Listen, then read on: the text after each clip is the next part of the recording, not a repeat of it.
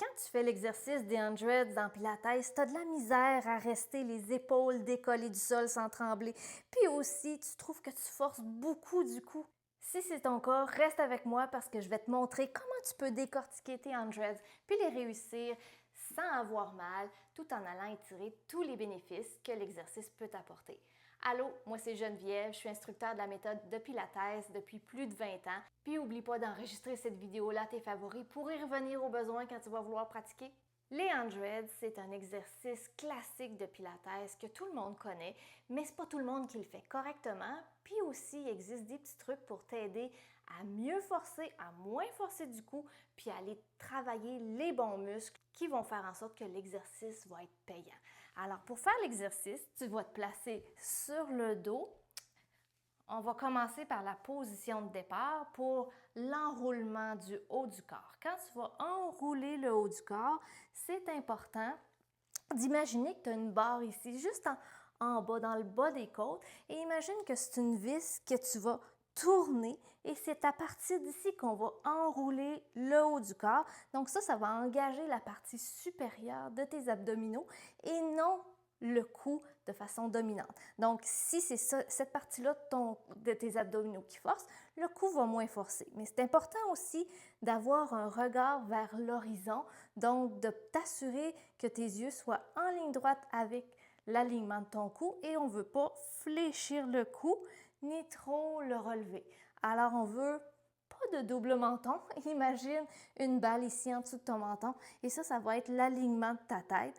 Et dans cette position-là, on va aussi vouloir descendre les épaules. Donc, imagine que les omoplates descendent vers les poches de pantalon et ça va dégager le cou et le haut du dos. Donc, on va placer les mains ici devant et dans cette position-là, on va être dans notre position de départ.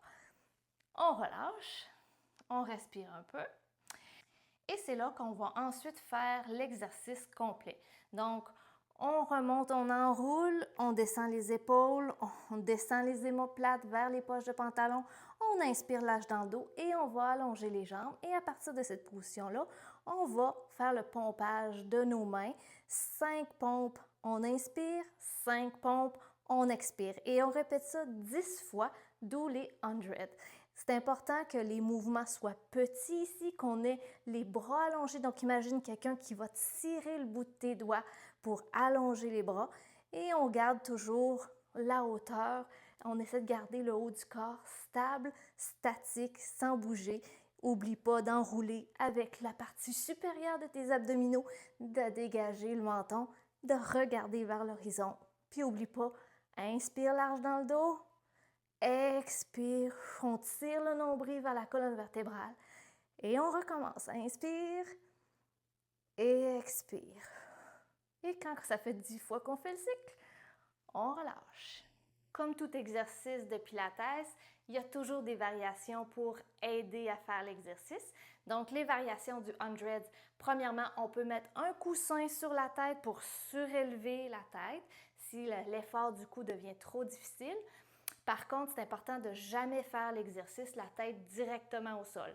Donc, première variation, un coussin sous la tête. Deuxième variation, on peut faire le même mouvement, mais avec une main qui va supporter la tête et l'autre main qui va pomper. Alors, de cette façon-là, on peut varier. On fait peut-être 5 cycles d'un côté et 5 cycles de l'autre. Comme ça, la tête va être un peu plus supportée.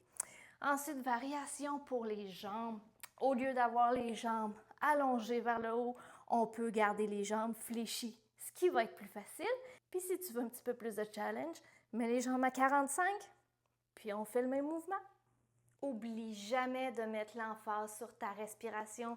Une grosse partie de la réussite puis de la qualité des 100 va dépendre de ta capacité à inspirer pendant 5 comptes et d'expirer pendant 5 comptes, tout en gardant la stabilité du haut du corps, en gardant les abdominaux contractés, le plancher pelvien contracté et en gardant un rythme régulier avec le mouvement des bras. Si ça t'a été utile, mets un petit like puis n'oublie pas de t'abonner pour avoir encore plus de ce genre de vidéos de Pilates. Bye!